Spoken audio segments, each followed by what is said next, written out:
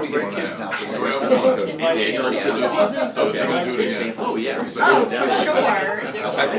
Is the sky blue and the water wet? Of course he's gonna break tab. There's water wet? I'd be surprised. Yeah. It's tired of him.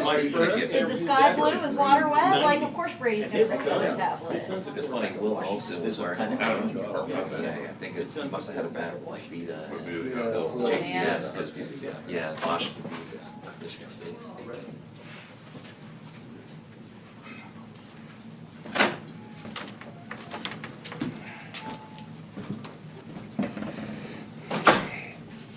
Afternoon.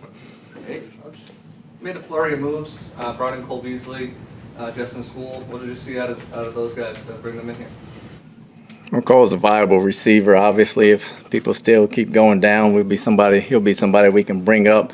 School started some games in this league, so we got some backup just in case.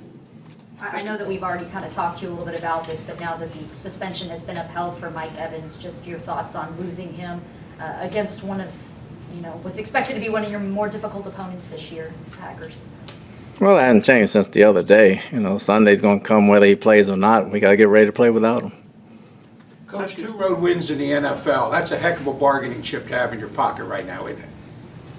No, we're 2-0. You're happy to be 2-0, but it's a long way to go. We still got a lot to build on and get better at, but we're happy with 2-0.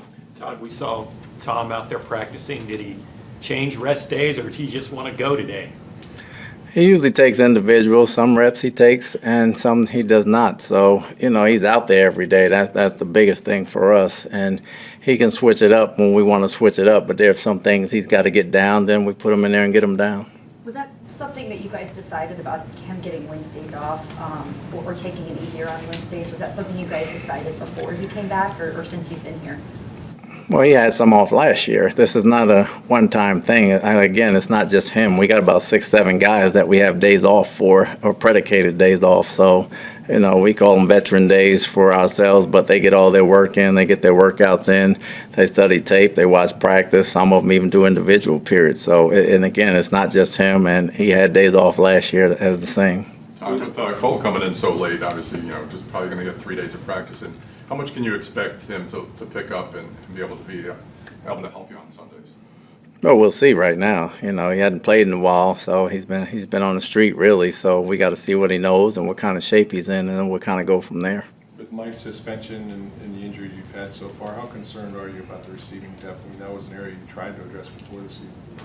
Well, we have depth. Anytime you lose quite a few guys at one spot, you got to worry a little bit. But we got guys that need to step up and make plays, and we kept them around for a reason, so they just got to go in and perform. There's been a number of drops, not so much just at the receiver position, but how do you combat that other than just catch the ball?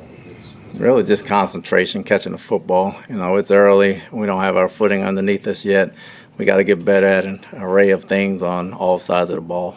Todd, you guys put Wells on injured reserve, and Donovan wasn't out there when we watched today.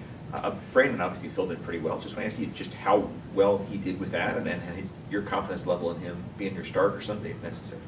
Well, I know he'll fight. He's got a lot of fight in him, and he's not going to get pushed around. It's just a matter of fundamentals and technique. That's big when you don't get the reps as a starter coming in. So he's getting some reps this week. We're going to test him and put him against some good guys and make sure he gets all the reps he needs. With Antoine Winfield, moving a lot into that nickel role, it gives you the chance to have 3 safety-like bodies out on the field together, and you even saw 4 a couple times on Sunday with Keanu Neal stepping in there. But just what do you like about being able to have, 3 safety-type players on the field together?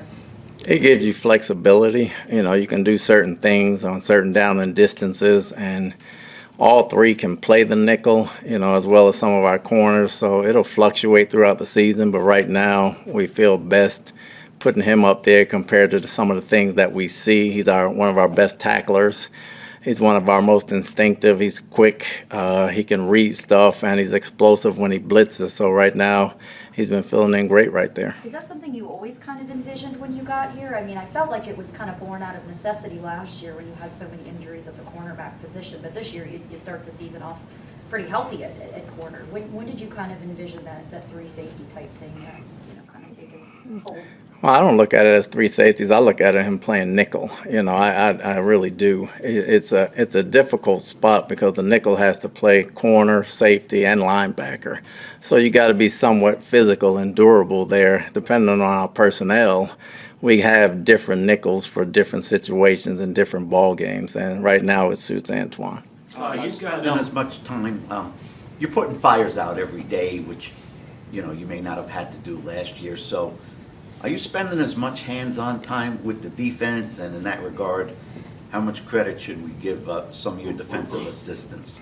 They deserve tons of credit. I'm in there and I'm still hands-on, but they deserve tons of credit. All those guys put together a lot of the game plan. They do a lot of the individual work and make sure everybody's on the same page, but I'm in there just the same. The fires, I've had plenty of experience in New York, so it's not really fires for me. So, I'm okay. I'm okay dealing with the day-to-day. Todd, is this secondary playing so well only through 2 weeks? Understood. That you can't even use your renowned sarcasm on these guys? Or are you finding stuff to pick on? They're making great plays, let's say that. There is sarcasm everywhere, so you can always get better. And every one of them can get better at certain things, and we just got to keep building. We're growing towards that. We are by no means there. With the shortage that you have a wide receiver and the struggles you've seen a little bit with the red zone, is Kyle Rudolph a guy that you need to utilize a little bit more with his success against Green Bay and facing them a lot of times in his career? Well, I don't think the tight end issue is the reason we're having red zone issues. We just got to put it together and get in sync and score, and we will. We will. But Kyle's a good player. Again, the other two play because they play special teams as well. Kyle's going to help us this year. I can't tell you when, but I know he's going to help us. The NFL sent a letter to Bruce Arians warning him about his participation in the game on Sunday. I know that you guys said that the Saints didn't provide a booth for him and for Jason.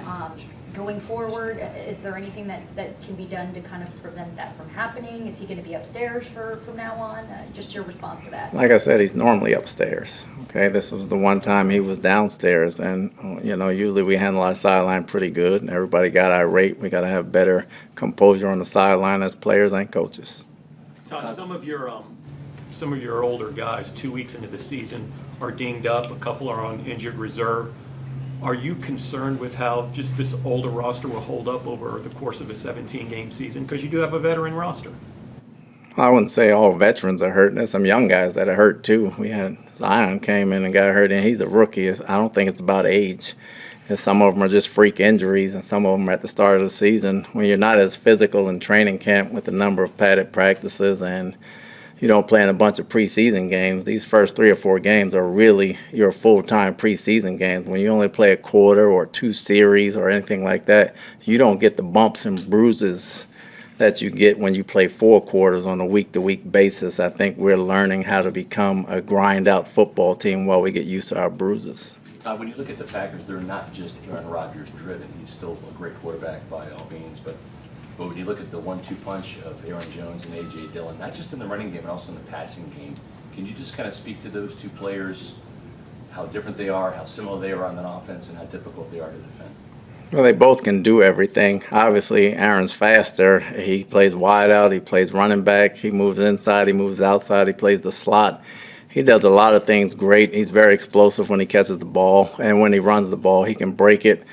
And he can turn a 4-yard gain into a 60-yard gain. And AJ is just tough to bring down. He's tough. Not only is he tough, he has very good feet, and he can catch the football as well. So those two, along with Aaron and the rest of the guys, it's going to be a tough draw. Coach, what's the likelihood that Donovan Smith is able to go on Sunday? Too early to tell right now. And any update on Ryan Jensen? Not at this time. I know that it helps when you develop a lead in a game, right, to be able to rush the quarterback, but you guys have just been putting up a lot of sacks through 2 games so far. What's working for you guys so well up front with the pass rush? I think they're sacrificing for each other, and it's more the pressure than the sacks, trying to get in completions. The sacks are great, but we're trying to get in completions and pressures and turnovers. Turnovers is the name of the game, but I think they do a good job of helping one another and sacrificing for one another when somebody has to blitz or run a game. Mike Edwards has always been a ball hawk, right? That was his reputation coming in. He's got tremendous hands. He likes to brag about them quite a bit. Any consideration of maybe using him at receiver at a time? He has great hands and he has great receiver hands, but with the lineman almost catching him, no. Coach, when you watch the Packers film now, no Devontae Adams, but 12 is still the trigger man under center. That's a formidable offense still with Rodgers, isn't it?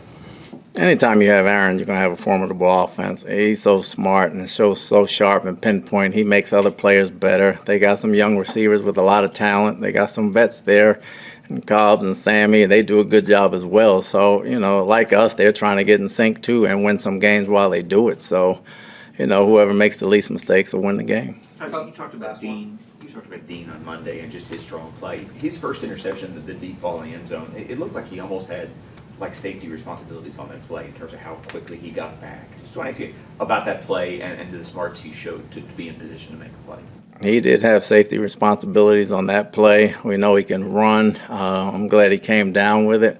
Dean seems to catch the hard ones and drop the easy ones. So, he makes two great plays. We just got to tell the quarterbacks, don't throw it straight at him. 4.29 speed, Thanks, Todd. You got it. Locker room will be open in a few minutes, we'll let you guys know.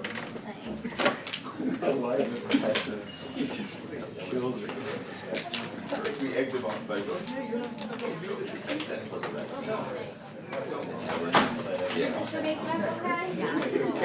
so glad they got to sit together. I was worried about them. Right on. Yeah. Even afterwards. How do we not?